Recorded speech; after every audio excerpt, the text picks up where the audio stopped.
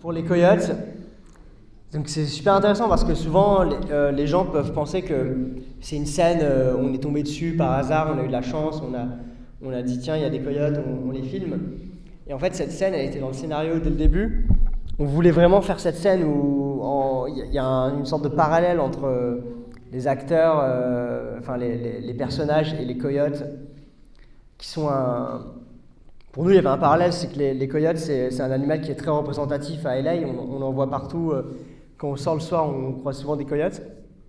Et en fait, ils étaient là avant nous. Ils sont vraiment... en gros, nous, les humains, on a envahi leur territoire, quoi. Et ils cherchent juste un peu de nourriture, un endroit où dormir, être tranquilles, vivre leur vie.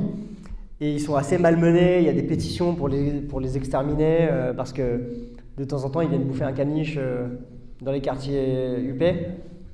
Et donc, bref, pour en venir au tournage, on s'y est pris à 3 soirs. On a passé 3 nuits à essayer de tourner les coyotes.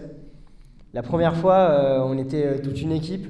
Il y a des gens qui ont décidé de faire un apéro sur la colline et les coyotes sont jamais venus parce qu'il y avait trop de bruit.